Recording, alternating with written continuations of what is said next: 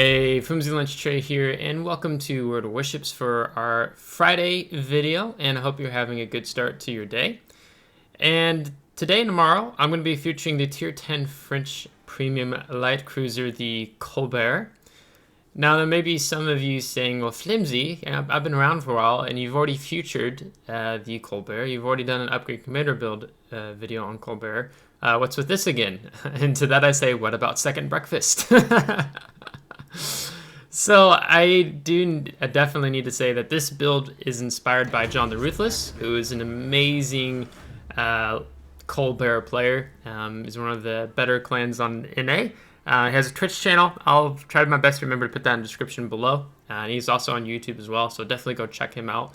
As I'm not entirely 100% sure what his build is, but I know I have it fairly close at least. And I decided, you know what, I've been struggling a little bit with Colbert. I like the Radar Minotaur playstyle, which is a bit vulnerable, it's a bit more sweaty. Maybe I would like running that on Colbert, even more so though. I mean, it's different than Radar Minotaur, okay? So I'm going to throw the build, upgrades in Commander on the screen here, and then at some point I'll throw up the pros and cons, but I'm just not going to have time to get into all that and what this 16-gunned cruiser can do, covered with 127mm guns. So as one thing you can see is we have the incoming fire alert, so we've instantly killed our speed. We've turned out to the right, because one is we have a GK shooting us, and there's a Kearsarge, and there's a Puerto Rico also firing at us. All things that can easily wreck us if we're not paying attention and not utilizing our armor, which you have like a lot better armor than what you do on Minotaur as an example, right? Sometimes Minotaur can get easily overpinned. The armor is a bit thicker on Colbert, so overpins aren't as likely per se. So this Lo Yang, which I forgot to compliment him after this battle ended here, is going to be very helpful with his smoke screens. So when you're playing, I'll talk about the playstyle more of this, but for now, we're going to reverse because Puerto Rico is coming in and he has a 10-kilometer radar, and I'm expecting he's probably already has it running, and I want to get in behind cover of the island. This is just very fast-paced playstyle, so I'm not going to talk at more length about certain things until we get to more slower parts in the battle. So we avoid that salvo, the island takes the heat off of us, and we have a Leaf Fantasque who's moved up. And he was spotting us directly as well, but the Puerto Rico radar is still up, so you can still see that coming in. We're getting shot from behind. Kearsarge is sending his rocket strike planes, which are going to do a decent amount of damage to us here just because we're not close enough to the island to mess up the strike. So we're going to lose over 10.5k there alone. So now we have all the consumables running. And we're close enough to the island too. That was another reason why I was trying to get as close to the island as possible to avoid any shots over the island like that, because Puerto Rico Kearsarge can easily do that if we're not that close. Close enough to the island. It's unfortunately not quite as close. Now I did re-accelerate there because I saw GK still getting some guns off on me. And then we're going to pull out here on the Puerto Rico because our smoke fire conceal, I think it's around 5.9, something like that. Now we're already up to, we were just at 40,000 damage. Okay, now we're hitting on 50,000 damage. One of the things that's incredible about Colbert when you do this type of build is you're going for your max DPM. Now maybe you've already noticed, I'm not sure, but our concealment is 12.1. We have forsaken the concealment, while at the same time we have forsaken the range. 12.1 conceal and 13.8 kilometer range here. Now I knew I was going to get spotted by Puerto Rico because the smoke was dissipating and there's going to be a brief gap where he was going to be able to spot me there. So part of the Colbert experience with this build, I would say, is that it's kind of evaluating, you're going to be gambling, you're going to be taking chances frequently with this play style. Now, the other good thing when it is just its stock range, which is the 13.8 kilometer, is that GK wasn't able to spot us, right? So we immediately go dark as soon as we get the island between us and the enemy ships here on the 9-10 line. So I'm going to be mindful of him because GK has been taking shots at us. We're already up to 1.2 million damage, 1.2 million potential damage, and hitting almost now 60,000 damage with fire ticking on the Puerto Rico. Being mindful again that Kearsarge is coming in for us. I think he realized we're a little bit too close to the island, so he actually does the wise thing. He just backs off, and then he comes back in again for the strike as we come out from behind the island here. And then we have a Leaf and Task, so maybe we can get some shots on him as well. Now I can't remember the name of the skill, but you can see, I think it's top grade gunner. Whenever there's a ship within your standard detectability range, which for us is 12.1 kilometers, your guns get a even faster reload time. As we were definitely trying to do our best to avoid a lot of shots, so you can see the incoming is just constantly going off here. Now we do need to be mindful of, I call it the Angela Merkel, that tier 8 German destroyer, has, I think, was it 155mm guns, and he can citadel us if he gets broadside on us. But as soon as I knew his smoke covered him, we were going to go dark, unless that submarine had moved out on the flank or something like that. So that's kind of the joy of having that 13.8 kilometer range, because we're not, we immediately go dark when, you know, this is like we have these islands around, and can just simply disengage, or if the enemy decides to smoke up. Now, I'll throw the pros and cons up on the right side of the screen now. But what I would say about playing Colbert in this style, from my experience, one thing is you need map awareness. Okay, you need to be aware what's happening on the map. You know, we ping, hey, there's a cruiser maybe pushing up into Bravo. We're aware of, you know, the GK he's pushing in. We still have a sub. We have 2 destroyers around. So we don't want to play super aggro here. The other is situational awareness. I would say this playstyle with Colbert, it's a high skill floor, because otherwise you can get frustratingly death struck if you're not paying attention. So you need to have high map awareness, is what I would say, to make the most out of this build. Thirdly, this is your positioning. You want to be playing around smokes, or you want to be playing around islands. In my experience with the build thus far, as I was experimenting with this during the free resets of 12.10, and watch some of the strikes we get here on Kearsarge when we switch to armor piercing as well, she doesn't do well open gunboating. One is you only have a 13.8 kilometer range, so you're not something like the Henri or Conde, where you can really open up that range and more skillfully dodge things. You're more of just like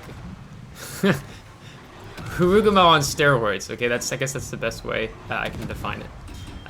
Where you just have all this DPM power, where you get these really big hits, especially on something broadside like this Kearsarge stress, where 7k. Next salvo is going to be 6k, right? And then he goes down. So now we're up to 130,000 damage. But you're playing around smokes, you're playing around islands. Open gunboating, I don't recommend. You will suffer quite quickly, just because the nature of tier 10 is you see a lot of tier 10 ships and you see super ships. So you just have to be mindful. The other thing with this is it's an aggressive play style. So because of that lack of gun range, you're getting uncomfortably close to the enemy frequently. You know, here for us, we've been playing around this island a lot, which is great, as I'm trying to angle in there, because we will take some good damage, decent damage from that tier. I think it's a tier 8. Maybe it's tier 9. Angela Merkel. I don't know how to properly pronounce the name of that ship. But that's the joke that goes around. So we're going to use our really good rudder shift to be able to just simply get behind this island. We're going to be instantly spotted by Puerto Rico when we got here. But now I'm keeping this island between me and the GK and the Angela Merkel.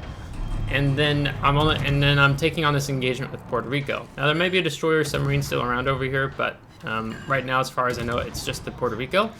Yeah, there's the Leaf and Task. He's also in the Cat Behind Island. So we're limiting what ships can and can't shoot us. So we've made this a one-on-one engagement for the time being. Okay, so we'll keep an eye on GK. How is he moving up? You're frequently using free look. You're shifting in, you're shifting out. I do that a lot, especially with this light cruiser playstyle. Now GK is coming out, and I was trying to get another fire on the Puerto Rico because he DCP'd the one I had set. But now we need to get rid of GK because he's the immediate threat. So we're just going to stick with high explosive. I could switch to armor piercing here, but I'm really greedy and I want my kill.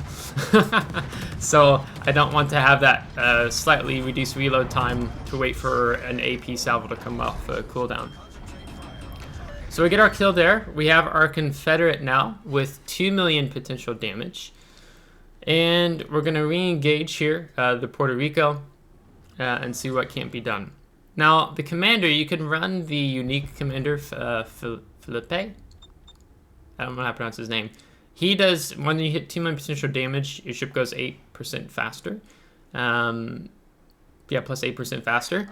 I have Charles Henry Monroe, I think his name is, or he's not a unit commander, he's a season commander, but he has increased Grease the Gears turret traverse, and he has an enhanced adrenaline rush, so your reload is even like that slightly bit faster. So we're gonna keep the island between us and Puerto Rico. He's running away, so we get another fire set, and he's not gonna be able to outrun us. Him as a battle cruiser, and us just being able to come up behind him with our engine boost on. One of the things I've done is as you saw on the upgrades, is I've taken the extended duration with the hydroacoustic search. Or sorry, not the hydroacoustic search. You do have hydroacoustic search, but the engine boost. So we have almost 4 minutes duration of engine boost. It's also really nice to utilize it at the start of the match to get into cover, right? Because I still have 2 more, and we start off with 4.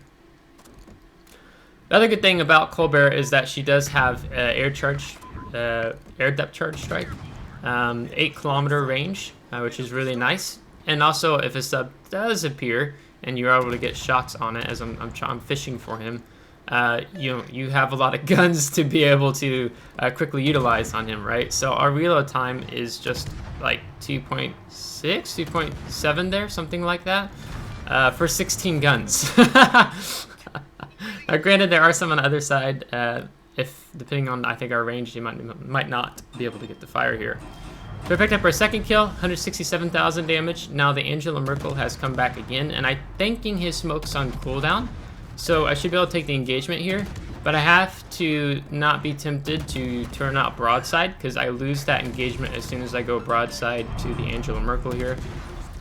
He's not liking the attention he's getting, so he decides he's going to speed up and go behind the island. But we do set a fire on his stern, and the fire is going to get him.